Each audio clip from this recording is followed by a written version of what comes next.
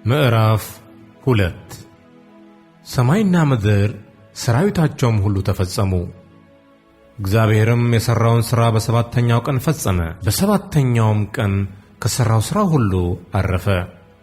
እግዚአብሔርም ሰባተኛውን ቀን ባረከው ቀደሰውም፣ እግዚአብሔር ሊያደርገው ከፈጠረው ሥራ ሁሉ በእርሱ አርፏልና። እግዚአብሔር አምላክም ሰማይና ምድርን ባደረገ ቀን በተፈጠሩ ጊዜ የሰማይና የምድር ልደት ይህ ነው።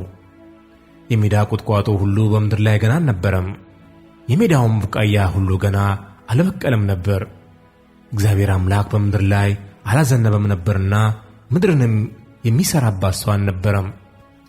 ነገር ግን ጉም ከምድር ትወጣ ነበር፣ የምድርንም ፊት ታጠጣ ነበር።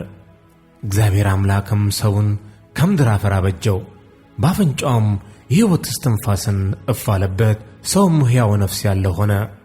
እግዚአብሔር አምላክም በምሥራቅ በዔድን ገነትን ተከለ፣ የፈጠረውንም ሰው ከዚያ አኖረው። እግዚአብሔር አምላክም ለማየት ደስ የሚያሰኘውን ለመብላት መልካም የሆነውን ዛፍ ሁሉ ከምድር አበቀለ። በገነት መካከል የሕይወትን ዛፍ መልካምና ክፉን የሚያስታውቀውንም ዛፍ አበቀለ። ወንዝንም ገነትን ያጠጣ ዘንድ ከዔድን ይወጣ ነበር። ከዚያም ለአራት ክፍል ይከፈል ነበር። የአንደኛው ወንዝ ስም ፊሶን ነው። እርሱም ወርቅ የሚገኝበትን የኤውላጥን ምድር ይከብባል። የዚያም ምድር ወርቅ ጥሩ ነው። ከዚያም ሉልና የከበረ ድንጋይ ይገኛል። የሁለተኛው ወንዝ ስም ጊዮን ነው። እርሱም የኢትዮጵያን ምድር ሁሉ ይከብባል። የሦስተኛውም ወንዝ ስም ጤግሮስ ነው። እርሱም በአሦር ምሥራቅ የሚሄድ ነው። አራተኛውም ወንዝ ኤፍራጥስ ነው። እግዚአብሔር አምላክም ሰውን ወስዶ ያበጃትም ይጠብቃትም ዘንድ በዔድን ገነት አኖረው። እግዚአብሔር አምላክም ሰውን እንዲህ ብሎ አዘዘው፣ ከገነት ዛፍ ሁሉ ትበላለህ፣ ነገር ግን መልካምንና ክፉን ከሚያስታውቀው ዛፍ አትብላ፣ ከእርሱ በበላ ቀን ሞትን ትሞታለህና።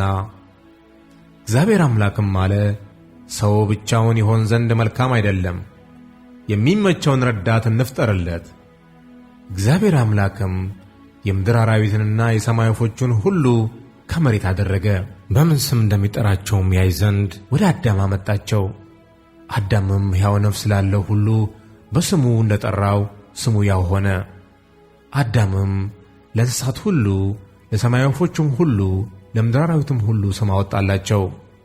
ነገር ግን ለአዳም እንደርሱ ያለ ረዳት አልተገኘለትም ነበር። እግዚአብሔር አምላክም በአዳም ከባድ እንቅልፍን ጣለበት፣ አንቀላፋም። ከጎኑም አንዲት አጥንትን ወስዶ ስፍራውን በሥጋ ዘጋው። እግዚአብሔር አምላክም ከአዳም የወሰዳትን አጥንት ሴት አድርጎ ሠራት፣ ወደ አዳምም አመጣት። አዳምም አለ፣ ይህች አጥንት ከአጥንቴ ናት፣ ሥጋም ከሥጋዬ ናት። እርሷ ከወንድ ተገኝታለችና ሴት ትባል። ስለዚህ ሰው አባትና እናቱን ይተዋል፣ በሚስቱም ይጣበቃል፣ ሁለቱም አንድ ሥጋ ይሆናሉ። አዳምና ሚስቱ ሁለቱም ራቁታቸውን ነበሩ፣ አይተፋፈሩም ነበር።